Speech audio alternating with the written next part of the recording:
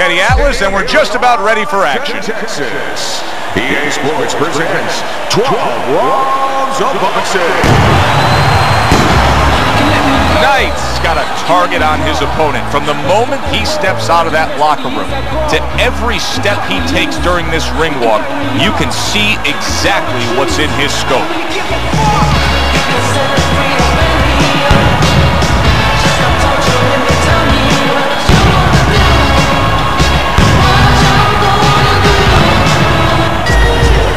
He's on his way to the ring. You can see it in his eyes. You just know he's got that feeling tonight.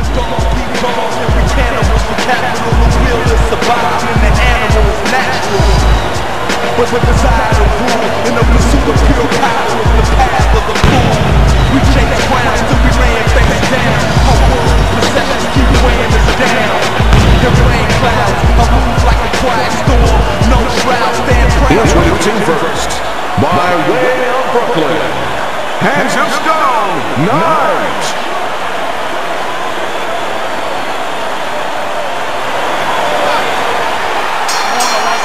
They're underway, scheduled for 10 rounds tonight between these two. Keeping his hands up, getting way of his opponent's effort. Punches and bunches, working well. Good left hand able to land. Every fight takes on its own unique personality. And this fight looks like it's going to be a matching of wits, a technical display. Yeah, if it was a chess match, it wouldn't be a lot of knights jumping over to castles. It'd be a lot of pawns moving forward very steadily. Good fundamental work, landing the 1-2 there. Not able to land the headshot. All right, get your hands up, get your hands up. Boy, right on target with that double jab.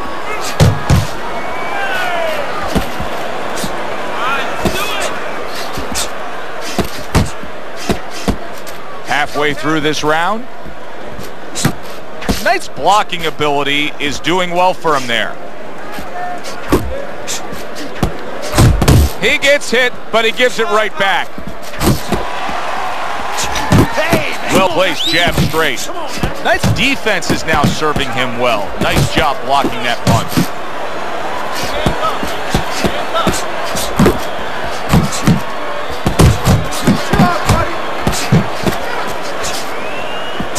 Nice defense. Good block by Hands of Stone. Hands of Stone so dangerous with that accuracy. A two-punch combination landing.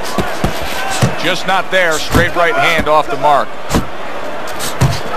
There's the headshot, but he parries it away.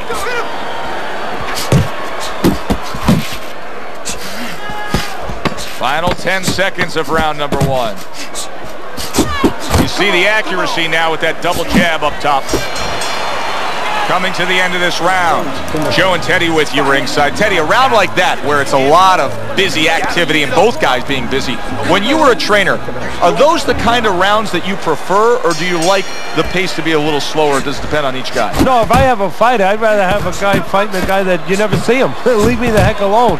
And where I'm in control all the time. But the fans love to see a fight like that. Punches and bunches, combination up top.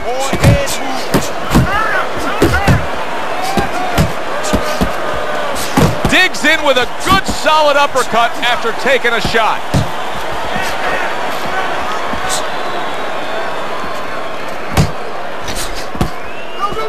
Keep it up. Able to block that away. It was targeted for his head. Now he's getting into a groove. You can tell he just landed a three-punch combination. Hands of Stone's giving his opponent headaches here now. He's throwing punches, but he's able to block them away.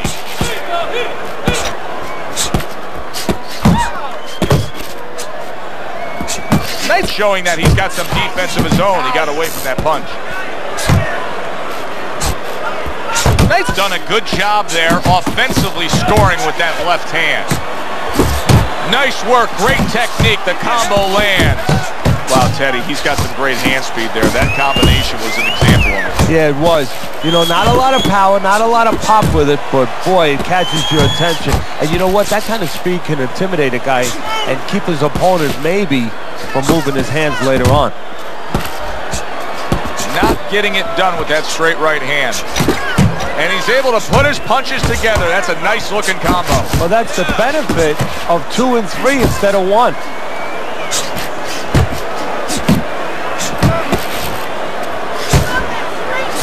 Oh, and he returns fire with a left hand. Oh, that's good stuff. Fire it right back with one of his own. Good work by Hands of Stone. And that's the end of round 2. Beautiful. Early on here, we're starting to see that he has a great understanding of where he has the advantage. Right now, that's boxing on the inside and scoring well against his opponent up top. Yeah, well, with his reach advantage, he knows, simply put, Joe, that he can hit his opponent at a place, at a distance before he can get close enough to hit him. Putting his punches together, landing 2 shots there. Sending out the power shot. It was a straight left hand. Hands of Stone missing the mark by a mile. That just was nowhere to be found.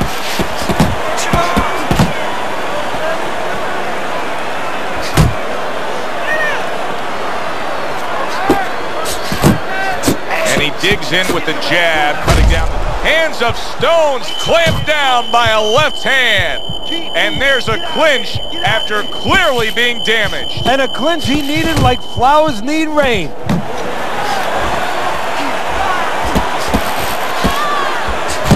Good defense upstairs to stay away from that offensive assault.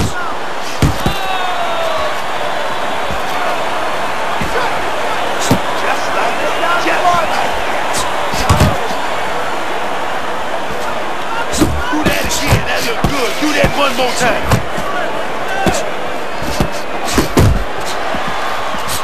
I like that step back right there. Just enough to be out of danger, but still close enough to then land the counterpunch. Well, that's what happens when you have that kind of experience. You're calm enough to know that range. Know where the beginning of the punch and the end of the punch is. There's another right hand. Able to get away from that headshot with the block.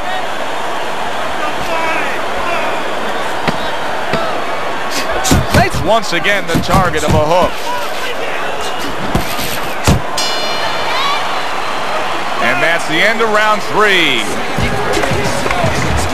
The quick takeaway from the first 3 rounds is that one guy's got the higher punch output, the other one's lagging behind. As we start round number 4, Teddy's scorecard, 3 rounds to none.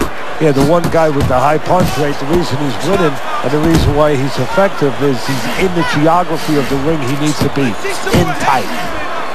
He's winning the fight, to me, based on his overall speed. He's just a faster, quicker fighter, and it's making it so that he's able to employ his ways and get the best of his opponent. Oh, he has that physical asset, no doubt about it. You can see it. But he has to be careful that he doesn't get carried away. He doesn't get reckless with that speed.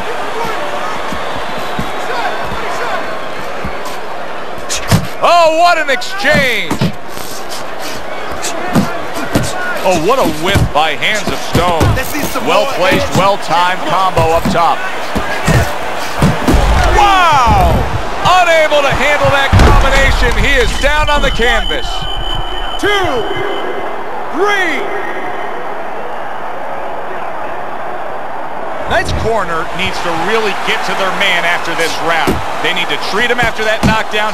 They also need to give him some sound advice. What's the advice you'd give him? Well, first of all, if they're going to get the chance to get to him, he better move his head. But the advice I would give him is, hey, you go out this next round and you kill some time. Tie him up a little bit right from the beginning. Don't worry about losing the early part of the fight or the early part of the round. Just get yourself back together. Comes right back with some offense of his own. Committing to the combo now, both land. Clean shot with the right. Hands of Stone's punch didn't come close. Well, I don't know if he's hip to the idea.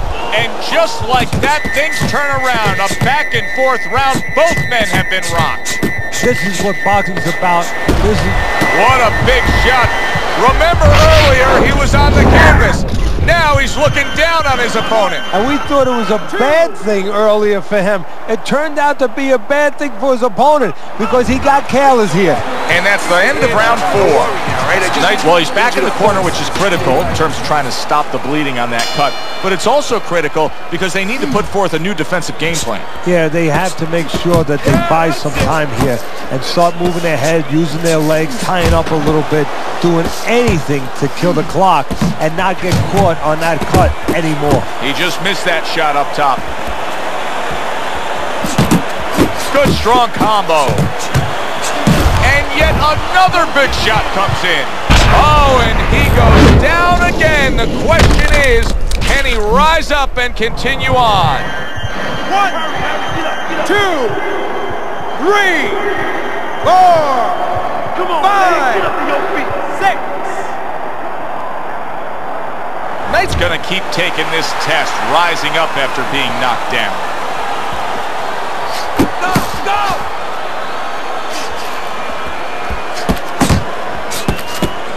Knight's coming up with the answers, avoiding that punch. Nicely timed 1-2. A little give and take, and here comes the left hand. Knight's inability to get away from his opponent's right hand is costing him. He continues to pull straight back, and he's still in the path of the punch. There he is, zoning in, the old 1-2.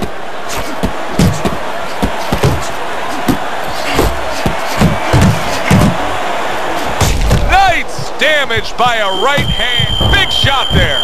Well, he's been there before, and now he's there again. He got floored. He can't afford to keep going on that floor. You have to wonder when the referee's going to step in now and stop this. 1, come on, Chen, up, 2, up, 3, 4, stand 5, up, stand up, 6, 7, 8, stand 9, up, stand.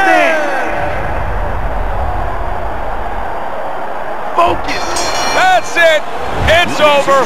Fight is over. Hands of Stones unable to get up and continue on. That's what you want to see. A guy who can close the show and finish with style. He ends up a knockout victor tonight. And that's what his trainer wanted. His trainer was even telling him, step it up a little bit because he knew this was possible, and they got it. Alongside Teddy Atlas, I'm Joe Tessitore. Thanks for being with us. We'll see you next time ringside.